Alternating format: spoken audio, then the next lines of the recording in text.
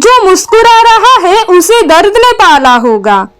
जो मुस्कुरा रहा है उसे दर्द ने पाला होगा। जो चल रहा है उसके पाँव में छाला होगा। बिना संघर्ष के इंसान चमक नहीं सकता।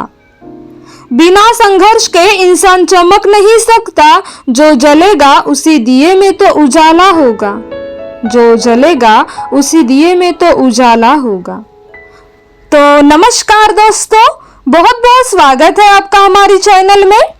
तो आज हम रतन नवल जी टाटा के जीवन परिचय को लेके आए हैं। आई होप आपको ये पसंद आएगा। तो ऐसे ही अच्छी स्टोरीज, मोटिवेशनल वीडियोस देखने के लिए हमारी चैनल को लाइक करो, शेयर करो और सब्सक्राइब करो। रतन टाटा नवल टाटा के पुत्र थे, जिन्हें रतन जी टाटा ने गोद लिया था। रतन जी टाटा जमशेद जी टाटा के पुत्र और टाटा समूह के संस्थापक थे। उन्होंने कॉर्नेल यूनिवर्सिटी के कॉलेज ऑफ आर्किटेक्चर से आर्किटेक्चर में स्नातक की डिग्री प्राप्त की। उन्होंने 1961 में टाटा समूह में शामिल होकर टाटा स्टील के वर्क फ्लोर पर काम किया। बाद में 1961 में JRD टाटा के सेवानिवृत्त होने पर वे टाटा सन्स के अध्यक्ष बने। उनके कार्यकाल के दौरान टाटा समूह ने टेटली, जगुआर, लैंड रोवर और कोरस का अधिग्रहण किया, जिसका उद्देश्य टाटा को एक बड़े पैमाने पर भारत केंद्रित समूह से वैश्विक व्यवसाय में परिवर्तित करना था। टाटा एक समाज सेवी व्यक्ति भी थे। टाटा एक निवेशक थे और उन्होंने 30 से अधिक स्टार्टअप में निवेश किया, जिनमें से अधिकांश व्यक्तिगत क्षमता और कुछ अपनी निवेश कंपनी के माध्यम से किए।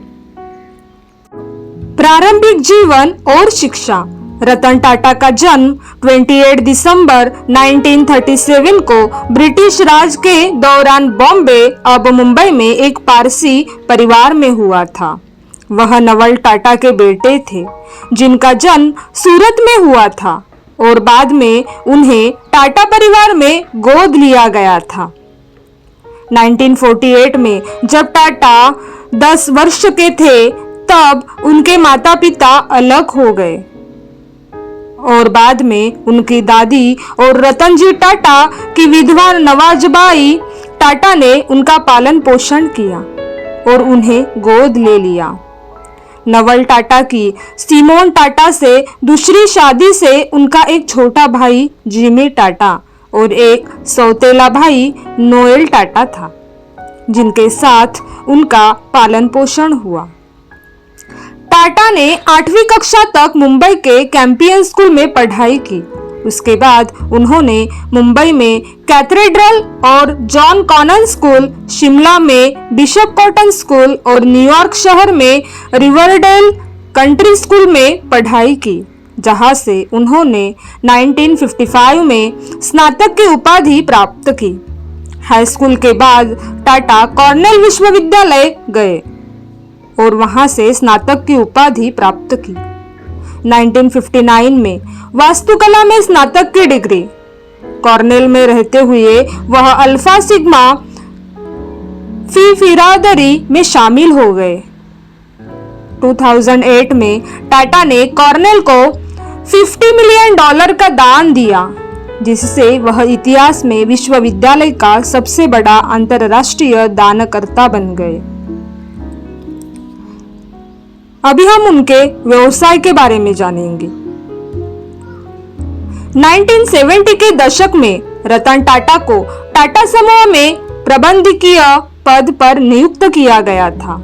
वह शुरू में सहायक company national radio and electronics को पुनर्जीवित करने में सफल रहे, लेकिन आर्थिक मंदी के दौरान यह विफल हो गई। 1991 में JRD टाटा ने टाटा सन्स के अध्यक्ष पद से इस्तीफा दे दिया और रतन टाटा को अपना उत्तराधिकारी नियुक्त किया। प्रारंभ में रतन टाटा को विभिन्न सहायक कंपनियों के प्रमुखों से मजबूत प्रतिरोध का सामना करना पड़ा, जिनके पास वरिष्ठ टाटा के नेतृत्व में महत्वपूर्ण परिचालन स्वायत्तता थी। जवाब में रतन टाटा ने शक्ति को मजबूत करने के उद्देश्य से कई नीतियां लागू की, जिनमें सेवानिवृत्ति की आयु निर्धारित करना, सहायक कंपनियों को सीधे समूह कार्यालय में रिपोर्ट करना और सहायक कंपनियों को टाटा समूह ब्रांड के निर्माण में अपने मुनाफे का योगदान करने की आवश्यकता शामिल थी। रतन टाटा ने नवाचार को प्राथमिकता दी और युवा प्रतिभाओं को कई जिम्मेदारियां सौंपी।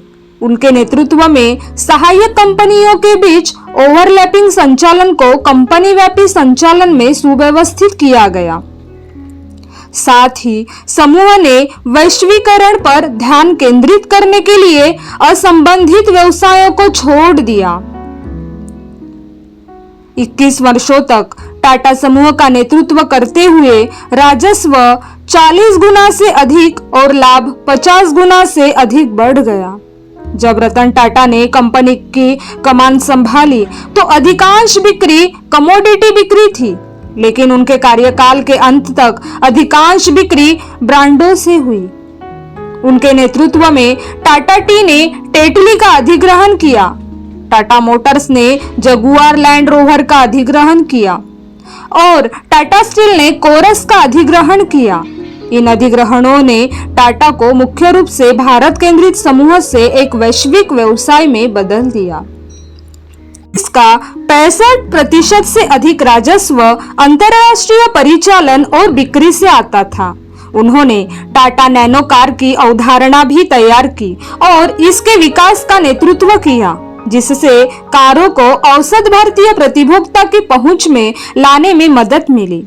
टाटा मोटर्स ने गुजरात के साणंद प्लांट से टिगोर इलेक्ट्रॉनिक वाहनों का पहला बैच शुरू कर दिया है, जिसे टाटा ने भारत के इलेक्ट्रिक सपने को तेजी से आगे बढ़ाने वाला बताया है। 75 वर्ष की आयु तक पहुंचने पर रतन टाटा ने 28 दिसंबर 2012 को टाटा समूह में अपनी कार्यकारी भूमिका से इस्तीफा दे दिया। इससे नेतृत्व संकट पैदा हो गया, क्योंकि कंपनी के निदेशक मंडल और कानूनी प्रभाग ने उनके उत्तराधिकारी साइरस मिस्त्री को नियुक्त करने से इनकार कर दिया। टाटा के रिश्तेदार और शापुरजी पल्लोनजी समूह के पल्लोनजी मिस्त्री के बेटे, जो टाटा समूह के सबसे बड़े व्यक्तिगत शेयर धारक है, 24 अक्टूबर 2016 को साइरस मिस्त्री को टाटा सन्स के चेयरमैन पद से हटा दिया और रतन टाटा ने अंतरिम चेयरमैन का पद संभाला। नए अध्यक्ष की तलाश के लिए एक चयन समिति का गठन किया गया, जिसमें टाटा भी एक सदस्य के रूप में शामिल थे। नटराजन चंद्रशेखरन को 12 जनवरी 2017 को टाटा सन्स के अध्यक्ष के रूप में नियुक्त किया गया था और फरवरी 2017 में उन्होंने यह पद ग्रहण किया। फरवरी 2017 में मिस्त्री को टाटा सन्स के निदेशक पद से हटा दिया गया था। दिसंबर 2019 में national company law appellate tribunal ने फैसला सुनाया कि साइरस मिस्त्री को टाटा सन्स के चेयरमैन पद से हटाना अवैध था और उनकी बहाली का आदेश दिया। लेकिन बाद में भारत के सुप्रीम कोर्ट ने उनकी बर्खास्तगी को बरकरार किया। टाटा ने अपने संपत्ति से कई कंपनियों में निवेश किया था। उन्होंने भारत की प्रमुख ई कॉमर्स वेबसाइटों में से एक स्नैपडील में निवेश किया। जनवरी 2016 में उन्होंने टी बॉक्स, एक ऑनलाइन प्रीमियम भारतीय चाय विक्रेता, और कैश करो कॉम, एक डिस्काउंट कूपन और कैश बैंक वेबसाइट में भी निवेश किया। टाटा ने भारत में प्रारंभिक और अंतिम चरण की दोनों कंपनियों में छोटे निवेश किए, जैसे ओला कैब्स। यह बताया गया कि टाटा ने चीनी स्मार्टफोन स्टार्टअप शाओमी में भी हिस्सेदारी हासिल कर ली है। 2016 में उन्होंने एक online real estate portal nest away में निवेश किया, जिसने बाद में ऑनलाइन रियल एस्टेट और पालतू जानवरों की देखभाल पोर्टल डॉग स्पॉट शुरू करने के लिए जेनिफाई का अधिग्रहण किया। इसके अतिरिक्त टाटा ने अंतरपीढ़ीगत मित्रता को प्रोत्साहित करने के लिए वरिष्ठ नागरिकों के लिए भारत का साथी स्टार्टअप गुडफेलो लॉन्च किया। अभी हम इनके निजी जीवन के बारे में जानेंगे। टाटा ने कभी विवाह नहीं किया और उनकी कोई संतान भी नहीं थी। 2011 में रतन टाटा ने कहा था, मैं 4 बार विवाह के निकट पहुंचा, किंतु प्रत्येक बार भय या किसी अन्य कारणवश पीछे हट गया। निधन।